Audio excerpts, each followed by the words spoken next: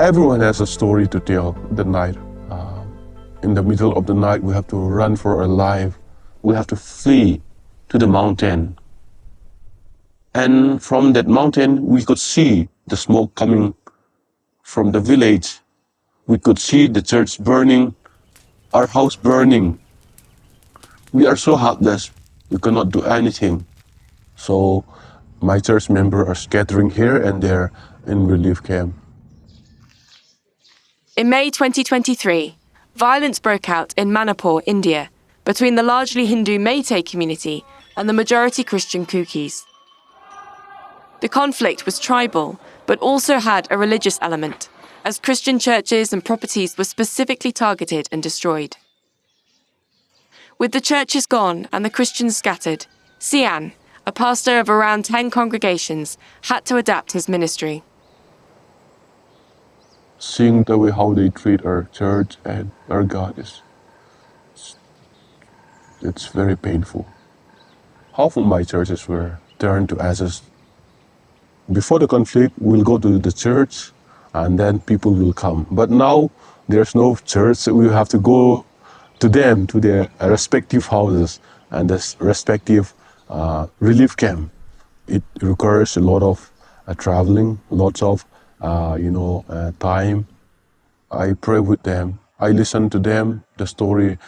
And the first day, they cannot even share their problem. They just cry. From that time, I call them and then I said we will have church service. I started encouraging them. We are running away from our home. We are running away from our church, but we should not run away from God. We should stay connected with God. We should have hope in God, and we should keep praying. We should be like Job. Job lost everything, but he still praised God. The Lord gives and the Lord takes away. Blessed be the name of the Lord. Through local partners, Open Doors has supported displaced Christians in the region with practical aid and spiritual training. I want to thank our friends who have organized a seminar on persecution preparedness. This seminar was not just learning, but we put into practice and we really have used it, what we have learned, to stay with God, to forgive, and also to pray to those who persecute, to bless those who are against us. So this really helped us to overcome the persecution. Thank you so much for this. We thank God that we have a living God who can change anything and who through him everything is possible. I believe that we will grow up stronger if we have God. We will build bigger house, bigger church. That is the faith we have.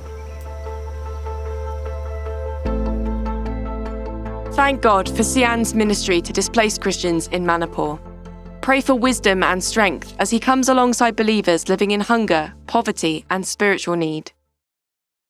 Pray especially for young people whose education has been disrupted, many of whom have turned to drugs and alcohol to try to escape the reality of their suffering. Please pray for peace in Manipur, that homes would be restored, and that our brothers and sisters there would enjoy the freedom to worship God without fear of further attacks.